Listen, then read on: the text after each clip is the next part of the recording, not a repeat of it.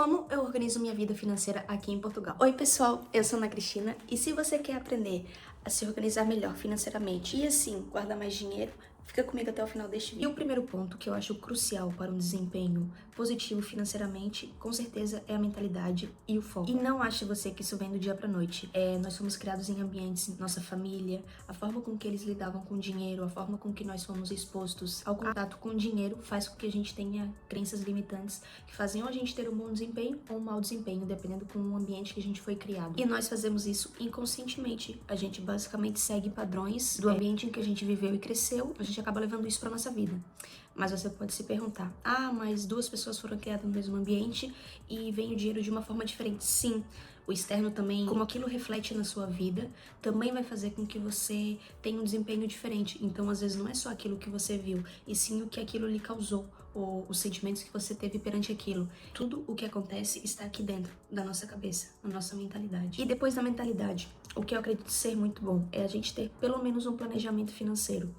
E também, o que influencia é se você é casado ou solteiro, enfim. Se você é solteiro, você pode escolher o que você acredita, mas se você é casado, você tem que ver uma pessoa que tenha os mesmos princípios, ou pelo menos vocês sentarem e conversarem sobre o mesmo caminho ou direção para seguir com base no financeiro de vocês, porque a gente sabe que o financeiro influencia muito num bom relacionamento. E quando eu digo num bom relacionamento às vezes em crises ou em problemas, a falta do dinheiro piora isso tudo, não é? Então quando você tem algo muito claro com a pessoa que você está, isso faz também toda a diferença. E o que eu quero dizer com isso, eu e o Heraldo, todo o nosso dinheiro que a gente ganha, seja o nosso salário, seja os extras que a gente faz, o nosso vale-refeição, que é como se fosse o subsídio de refeição que a gente chama aqui, tudo isso entra dentro de um bolo, de um monte. A gente junta tudo, a gente tem uma conta conjunta aqui em Portugal, então tudo vai para ali e a partir dali a gente faz as divisões. E essas divisões basicamente são o quê? A gente trabalha com o método 50, 30, 20. O que isso consiste? Basicamente 50% dos nossos gastos, eles vão para os gastos fixos. Fixo é o quê? É luz, água, internet, aluguel, tudo o que for gasto fixo, em que para você sobreviver você tem que ter aquele gasto, a gente bota dentro dos gastos fixos. Terceiro, que é o 30%, são os gastos variáveis, que são o quê? Basicamente a gente sair para comer alguma coisa fora, a gente comprar uma roupa, a gente sair para viajar, enfim, todos os gastos externos em que a gente quer ter. Então a gente tem 30% disso tudo para poder gastar. E por último, os 20%. Os 20% são o quê? São os nossos investimentos. E nos investimentos, o que a gente faz? A gente basicamente manda uma parte desse dinheiro para o Brasil e deixa outra parte aqui. O que a gente envia para o Brasil, a gente deixa na renda fixa e a gente faz a divisão por duas contas, que é uma conta do Heraldo e uma conta minha, que a gente gosta de fazer essa divisão justamente para não ter tudo dentro de um só lugar, entende? Vai que acontece alguma coisa ou com alguém ou com alguma das contas, a gente não fica com tudo bloqueado em alguma das contas. Então assim a gente tem os dois lugares diferentes, eu prefiro dessa forma.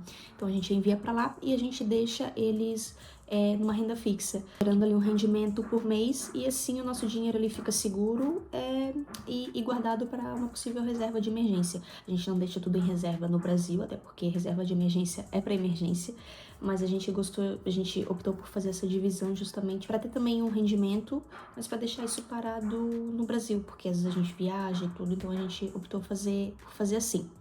Outra coisa que a gente deixa um pouco também da nossa reserva num banco aqui português, mas isso é numa conta conjunta minha e dele.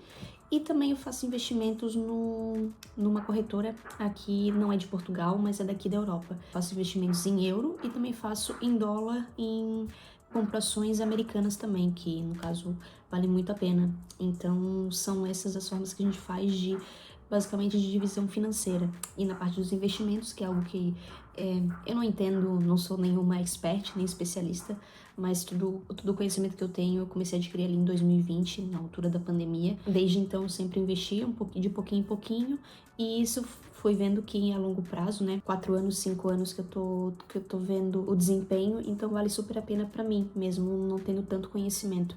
Já fiz tô fazendo um curso de finanças, justamente para aprimorar um pouco mais nessa questão. Não entendo muito de legislação a nível de estar transferindo para o Brasil, como é que fica a nossa questão de dupla tributação. Tem umas questões que agora, quando eu for para o Brasil, eu quero ver como que fica isso. Se alguém souber, deixa aqui no comentário aqui embaixo, que é até uma dúvida que pode ser minha e de outras pessoas também, porque tem gente que vive aqui, mas envia dinheiro pro Brasil, às vezes para ajudar algum familiar ou qualquer coisa assim, então pode correr o risco de dupla tributação. Então é algo que para mim também é novo e eu quero estar sanando essas dúvidas até para trazer aqui para vocês. Mas basicamente a gente trabalha dessa forma, eu e o Heraldo. E não porque a gente estuda muito ou vai muito atrás, a gente tenta ver mesmo o básico, né? Começamos primeiro guardando dinheiro, depois entendendo um pouquinho mais como é que eram as coisas e começamos a fazer assim.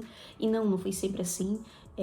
Antes no Brasil a gente mal conseguia guardar, era muito mais complicado as coisas e eu não digo isso de que a gente tinha uma mentalidade totalmente diferente, mas aqui acaba sendo um pouco mais fácil e acessível pra gente morar perto do trabalho, conseguir fazer essas coisas. A gente não tem alguns tipos de gastos e que lá no Brasil esses gastos se tornavam a maior parte do nosso salário, entende? Então, fazer com que a gente não conseguisse ter isso. Então, eu entendo plenamente uma pessoa em que não consiga fazer base para conseguir fazer investimentos. Porque primeiro tu tem que começar o quê? Pagar contas, depois conseguir fazer algumas outras coisas. E nem todo mundo consegue isso.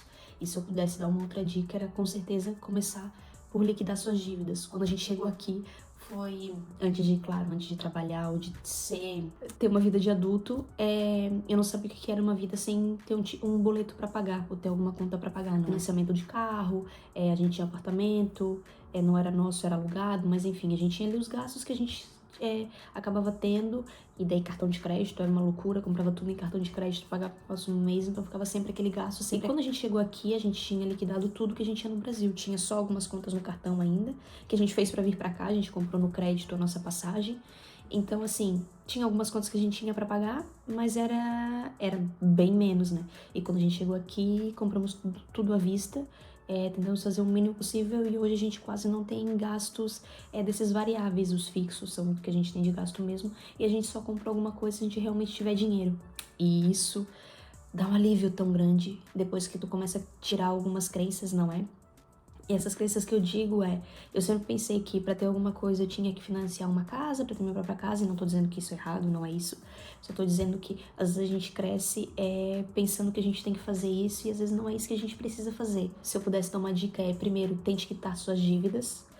Tente não ter isso nas suas costas, que o alívio já é imenso e tu já parece que consegue respirar um pouco mais. Vou dar um exemplo. Imagina que você tenha um rendimento numa renda fixa e esse rendimento gere para aí 10, 12% ao ano. E às vezes um financiamento de casa vai ser em torno ali de uns 10, 14, enfim. Então às vezes vale mais a pena você deixar o seu dinheiro gerando ali e você ir pagando por mês um financiamento do que você querer pagar o financiamento, que às vezes é mais baixo o que tu paga, do que o rendimento que tá gerando num investimento que você tem. Então tem que equilibrar e ver o que vale mais a pena. Porque às vezes fazendo esses cálculos vale a pena sim ter um financiamento, por exemplo, se você vai ter que morar em algum lugar, você vai ter que pagar aluguel ou fazer qualquer coisa assim.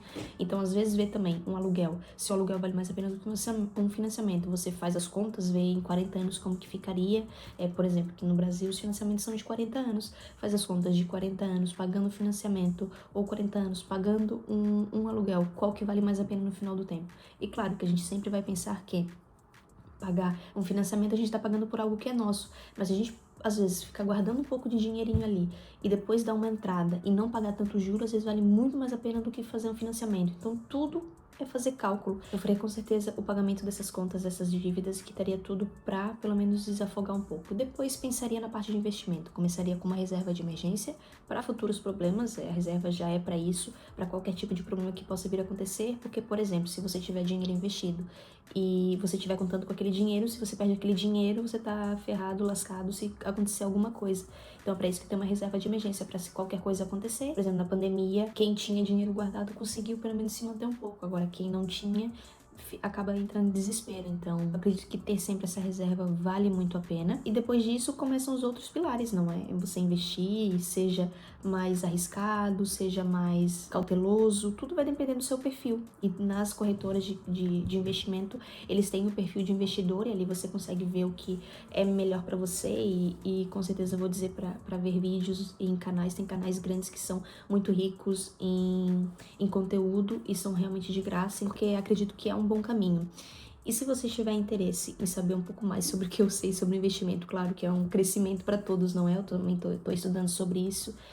Mas às vezes pode ter uma coisa em que eu saiba e que você do outro lado não saiba. Às vezes o que pode ser óbvio para mim pode não ser para você, como antes não era para mim também. Então, se vocês tiverem interesse em saber um pouco mais sobre esse tipo de conteúdo, comenta aqui embaixo. Vou me empenhar para trazer o melhor possível para vocês, tá bem? Espero, então, que tenham gostado do vídeo. Eu tentei ser a mais breve de como que a gente lida com o dinheiro aqui em casa, o que a gente faz. Às vezes os gastos fixos a gente sobra um pouco, a gente consegue usar no variável, ou às vezes o que sobra no fixo e variável a gente acaba investindo um pouco mais. Então a gente também equilibra, a gente só não tenta gastar mais. O investimento a gente sempre deixa em 20 ou mais do que isso, nunca menos.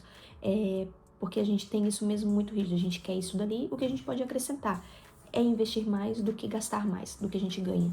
E a gente consegue isso aqui mesmo muito mais fácil. A gente tá conseguindo fazer isso assim. Claro que a gente acaba se restringindo um pouco, a gente tem um objetivo. E quando a gente tem um objetivo, a gente abre mão de algumas coisas por isso, não é?